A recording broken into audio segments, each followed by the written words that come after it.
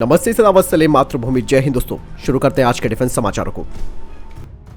दोस्तों आज भारतीय नौसेना के हेलीकॉप्टर को अरब सागर में पानी पर इमरजेंसी लैंडिंग करनी पड़ी है और यहां पर राहत की बात यह है कि क्रू के सदस्यों को बचा लिया गया है। भारतीय नौसेना के मुताबिक भारतीय नौसेना का एडवांस लाइट हेलीकॉप्टर ने मुंबई से नियमित उड़ान भरी थी और इस दौरान ये तट के पास दुर्घटना का शिकार हो गया। इस वजह से इसे पानी पर आपात स्थिति में लैंड कराना पड़ा।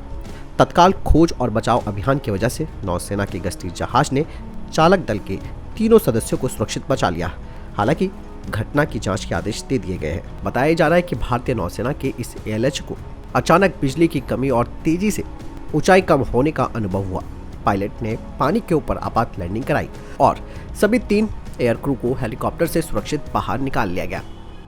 बढ़ते नेक्स्ट अपडेट की तरफ। भारतीय नौसेना का आईएनएस विक्रमादित्य विमान वाहक पोत मानसून से पहले ऑपरेशनल हो जाएगा और इस महीने के अंत से इसमें फाइटर जेट ऑपरेशन शुरू हो जाएंगे। वहीं हमारा जो दूसरा एयरक्राफ्ट कैरियर है आईएनएस विक्रांत, वो भी मानसून से पहले पूरी तरीके से ऑपरेशनल हो जाएगा, जो कि सितंबर के अंत से होगा।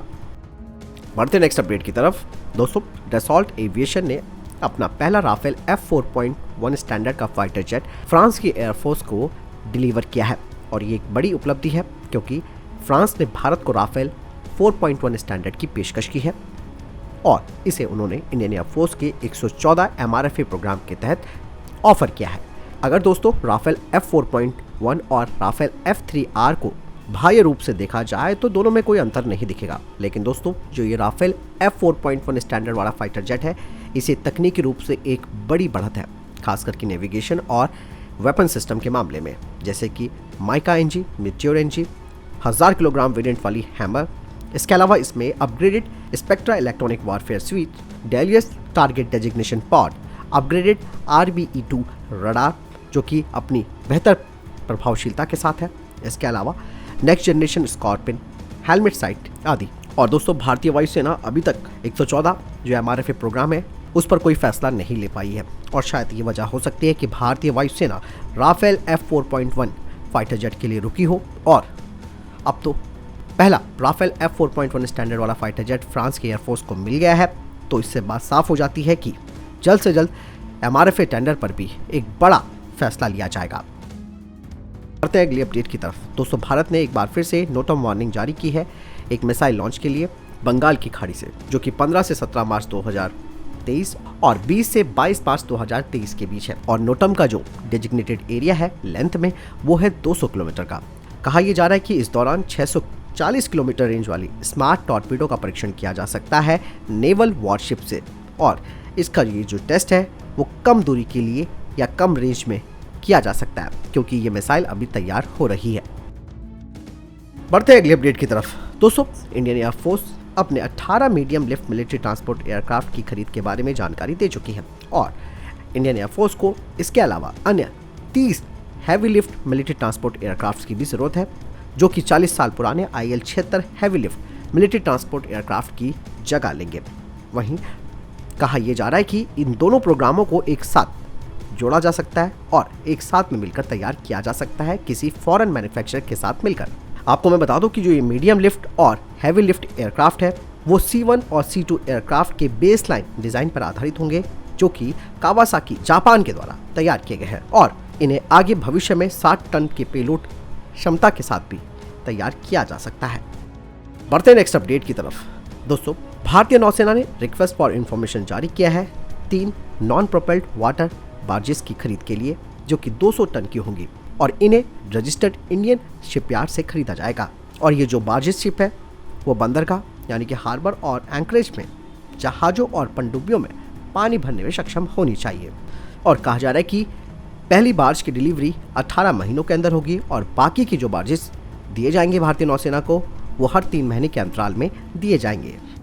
बढ़ते नेक्स्ट अपडेट की तरफ। दोस्तों HAL के द्वारा अधिकृत किए गए hoc MK132 advance jet trainer का इस्तेमाल अब एक टेस्ट बैट के रूप में किया जाएगा आने वाले HLFT-42 के लिए और इस अपग्रेडेड हॉक में स्वदेशी फ्लाई बाय वायर सिस्टम्स और स्वदेशी रूप से बने मिशन कंप्यूटर और दूसरे सिस्टम लगे होंगे, जो कि HLFT-42 का आगे का रास्ता तय करेंगे। साथ ही इसमें आइसर रडार, F414 इंजन और स्मार्ट मल्टी फंक्शन डिस्प्ले भी होगा। बढ़ते हैं नेक्स्ट अपडेट की तरफ। दोस्तों, कुछ रिपोर्ट सामने आई है जिसमें कहा गया है कि एक प्रशिक्षण सत्र के दौरान यानी कि ट्रेनिंग सेशन के दौरान भारतीय सेना का मोटार गोला अपने लक्ष्य से चूक गया और किसी गांव में जाकर गिर गया, जहां 3 लोगों की मौत हो गई। हालांकि सेना की तरफ से इस बारे में कोई टिप्पणी नहीं की गई है। दोस्तों, ये जो गांव है वो राजधानी पटना से 120 किलोमीटर दक्षिण में सेना की फायरिंग रेंज के पास स्थित है। हालांकि ये पहली घटना नहीं है, इससे पहले भी कुछ इस तरीके की घटनाएं हो चुकी हैं जिसमें कि आम लोगों की मौत हुई है। बढ़ते नेक्स्ट अपडेट की तरफ। दोस्तों, रशिया और यूक्रेन के बीच जंग खत्म होने का नाम नहीं ले रही है और रूस ताबड़तोड़ ईरान के शायद 136 ड्रोन का इस्तेमाल कर रहा है। लेकिन अब खबरें आई हैं कि रशिया नए ड्रोन का भी इस्तेमाल करने वाला है। दरअसल रूस का बूमरैंग VR यानी कि वर्चुअल रियलिटी ड्रोन यूक्रेन के खिलाफ इस्तेमाल किया जाएगा और ये एक हेडसेट कंट्रोल्ड कैमिकेज ड्रोन है। रूस ने इस बात का दावा किया है कि ड्रोन सैटेलाइट से कनेक्ट नहीं होते हैं, इसीलिए इसके सामने किसी भी तरीके की एंटी ड्रोन गन बेकार है। ये ड्रोन 170 किलोमीटर प्रति घंटे की रफ्तार से किसी भी ऑब्जेक्ट का पीछा कर सकता है। रूसी सेना ने इस ड्रोन का वीडियो भी जारी किया था। सेना ने इस ड्रोन की मैन्युफैक्चरिंग और सोर्स को अभी तक किसी को नहीं बताया है। जानकारी तो ये भी आ रही है कि ये ड्रोन 2 सैनिकों के द्वारा संचालित हो सकता है, एक ऑपरेटर और दूसरा असिस्टेंट। टारगेट को सर्च और हिट करने के लिए VR हेडसेट का उपयोग किया जाता है और असिस्टेंट ऑपरेटर ड्रोन को लॉन्च करता है और फिर इसकी दिशा को ट्रैक करता रहता है। रिपोर्ट के अनुसार इसमें 4 रोटर्स होते हैं, 4 छोटे इंजन और एक ज़्यादा स्टोरेज वाली बैटरी होती है। इसमें एक स्पेशल कंटेनर भी लगा होता है जो कि डिटोनेटर और बारूद से भरा होता है। ये 3 घंटे तक हवा में रह सकता है। बढ़ते नेक्स्ट अपडेट की तरफ। दोस्तों, चाइना के नए विदेश मंत्री ने अमेरिका को जबरदस्त तरीके से धमकाया है। साथ ही उन्होंने रूस के साथ मजबूत होते संबंधों का भी बचाव किया है। कुछ रिपोर्ट सामने आई है जिसमें कहा जा रहा है कि चीन के नए विदेश मंत्री ने रूस के साथ अपने संबंधों को लेकर बातचीत की है और अमेरिका और उसके सहयोगियों को तनाव और संघर्ष के स्रोत के रूप में प्रस्तुत किया है। चीन के विदेश मंत्री किन गैन ने कहा कि अमेरिका ने दावा किया है कि वो चीन को पछाड़ना चाहता है लेकिन संघर्ष नहीं चाहता। लेकिन वास्तव में अमेरिकी पक्ष की प्रतियोगिता पूरी तरीके से नियंत्रण और दमन वाली है। ये एक जीरो सम गेम है जहां आप मरते हैं और मैं जीता हूं। यदि अमेरिका इसे नहीं रोकता और गलत रास्ते पर चलना जारी रखता है तो कोई भी इसे पटरी से उतरने से नहीं रोक सकता और निश्चित रूप से संघर्ष और टकराव होगा। चीन ने रूस का बचाव करते हुए कहा कि चीन और रूस के एक साथ काम करने से दुनिया के पास एक प्रेरक शक्ति होगी। दुनिया जितनी अधिक अस्थिर होगी, चीन और रूस के लिए उतना ही अधिक अनिवार्य होगा कि वे अपने संबंधों को लगातार आगे बढ़ाएं। बढ़ते हैं अगले अपडेट की तरफ। दोस्तों, भारतीय अंतरिक्ष अनुसंधान संगठन ने MT1 सैटेलाइट को बेहद चुनौतीपूर्ण तरीके से नियंत्रित पुनः प्रवेश प्रयोग यानी कि कंट्रोल्ड री एंट्री एक्सपेरिमेंट के जरिए विघटित कर दिया और इस काम को सफलतापूर्वक किया गया। रिपोर्ट्स के मुताबिक इस सैटेलाइट को मौसम संबंधी जानकारी जुटाने के लिए डिजाइन किया गया था।